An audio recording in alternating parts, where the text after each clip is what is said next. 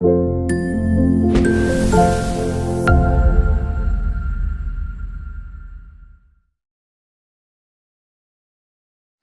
Everyone, welcome to Vikram Hindi academy YouTube channel. इस YouTube channel में हम लोग हिंदी साहित्य के बारे में चर्चा कर रहे हैं। ये क्लासेस जो है कॉम्पिटिटिव एग्जाम्स के लिए बहुत इम्पॉर्टेंट है। यहाँ से प्रश्न अक्सर पूछे जाते हैं। थीम समझिए, प्रश्न कैसा घुमा फिरा के पूछने पर भी आंसर कर सकते हैं। आजकल तार्किक प्रश्न ज़्यादा पूछ रहे हैं, इसलिए बिट टू बिट नहीं पढ़ना है, विषय को समझना है। इसलिए क्लासेस ध्यानपूर्वक सुनिए। वीडियोस पसंद हो तो लाइक कर लीजिए, शेयर भी कर लीजिए और चैनल को सब्सक्राइब कर लीजिए। आइए विषय पर पदार्पण करेंगे। हम लोग हिंदी साहित्य का इतिहास के बारे में चर्चा कर रहे हैं। हम जानते हैं इतिहास को 4 कालों में बांटे गए हैं: आदिकाल, भक्तिकाल, रीतिकाल, आधुनिक काल। भक्तिकाल के अंतर्गत चर्चा चल रही है। भक्तिकाल में 2 धाराएं हैं: निर्गुण काव्य धारा, सगुण काव्य धारा। पिछले कक्षाओं में हम लोग निर्गुण काव्य धारा के बारे में जान चुके हैं। इसमें भी 2 शाखाएं हैं: संत काव्य धारा और सूफी काव्य धारा। पूरा निर्गुण काव्य धारा के बारे में पढ़ चुके हैं। अब हम सगुण काव्य धारा में पदार्पण करेंगे।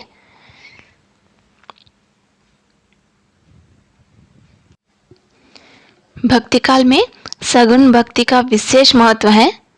इसमें आराध्य के रूप, गुण व आकार की कल्पना अपनी भावना के अनुरूप करके उसे अपने बीच व्याप्त देखना चाहते हैं।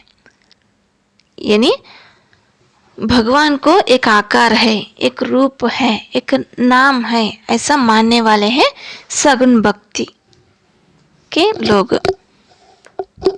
सगुण भक्ति में अवतारवाद को विशेष महत्व दिया गया है, जिससे तत्कालीन समय में जनमानस के हृदय में राम और कृष्ण के लिए विशेष स्थान बना है। इसीलिए राम भक्ति शाखा, कृष्ण भक्ति शाखा, ऐसा 2 शाखाओं में विभक्त किया गया है सगुण काव्य धारा को। आज हम राम भक्ति शाखा के बारे में चर्चा करेंगे। हमारा टॉपिक है राम भक्ति शाखा।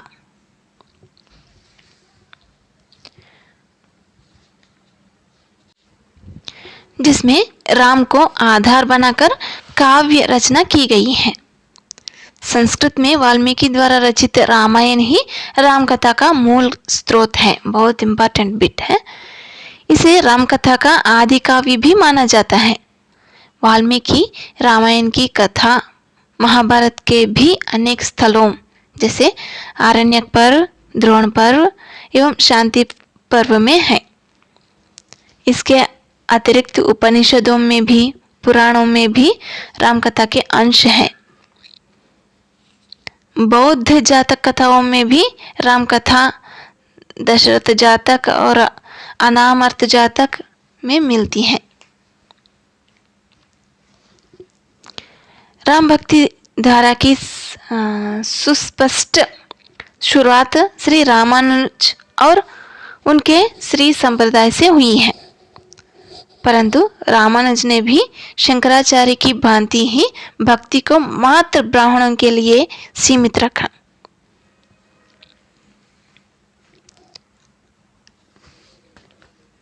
भक्ति काव्यधारा में तुलसी से पहले विष्णुदास जी ने राम काव्यधारा में कुछ कड़ियों को जोड़ने की कोशिश की। उन्होंने वाल्मीकि रामायण का हिंदीकरण किया। नाभादास जी ने भी अष्टायाम लिखकर राम भक्ति धारा को ही काव्यात्मक बनाने की कोशिश की। आइए हम लोग राम काव्य की कुछ प्रमुख विशेषताओं पर चर्चा करेंगे। राम काव्य परंपरा के कवियों ने विष्णु के अवतार राम के चरित्र को आधार मानकर अनेक ग्रंथ लिखे हैं।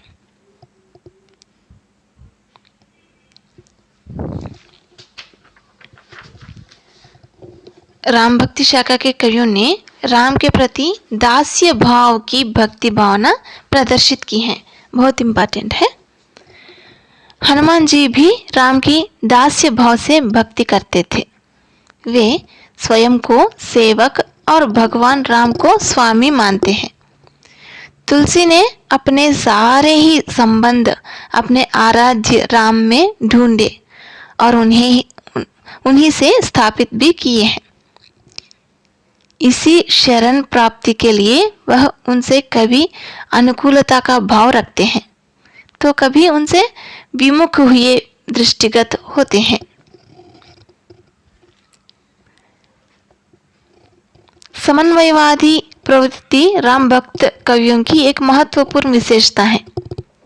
तुलसी के समय में समाज में अनेक विषमताएं व्याप्त थीं, जैसे जाति, धर्म, संप्रदाय और भाषागत विषमताएं आदि। तत्कालीन समाज को समन्वय की अत्यधिक आवश्यकता थी। रामकाव्य परंपरा के कवियों ने नारी के विषय में अपना दृष्टिकोण प्रस्तुत किया है। रामचरितमानस के अवलोकन से ही स्पष्ट हो जाता है कि तुलसी ने अपने अधिकतर नारी पात्रों को आदर्श और उज्जवल चरित्र वाला ही बनाया है। सीता, पार्वती, अनुसूया, शबरी, यहाँ तक कि रावण की पत्नी मंदोदरी तक आदि पात्र एकदम सांचे में ढाल दिए गए हैं। उनके पात्र आदर्श पुंज और गुण संपन्न है। पुत्री, पत्नी तथा माता आदि विविध नारी रूपों में एकदम वंदनीय बन गई हैं। राम काव्य में सभी रसों की योजना का अवसर कवियों को प्राप्त हुआ है। मुख्य रूप से अवधी भाषा में रचा गया है राम काव्य।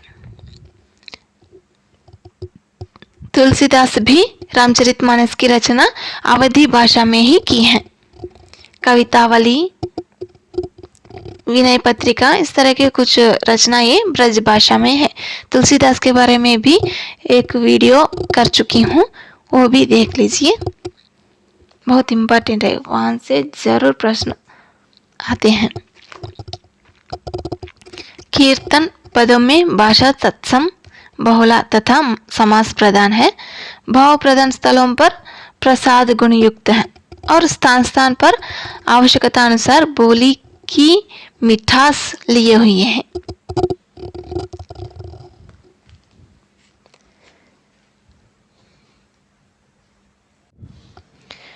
रामकाव्य के प्रवर्तक माने जाते हैं तुलसीदास को।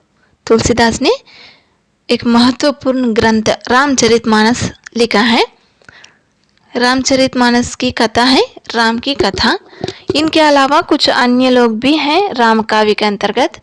रामानंद, अग्रदास, ईश्वरदास, नाभादास, केशवदास, इस तरह के। अग्रदास के बारे में कई बार पूछे गए हैं। अग्रदास निम्न किसके उपासक है, ऐसा भी पूछने की संभावना है। कई बार पूछे गए भी हैं।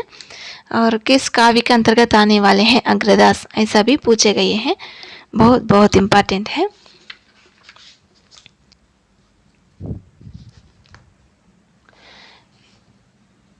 इस प्रकार अग्रदास की रचनाएं हैं ध्यान मंजरी, अष्टयाम, राम भजन मंजरी, उपासना बावनी, पदावली। बहुत इम्पोर्टेंट है, कई बार अग्रदास के बारे में पूछे गए हैं।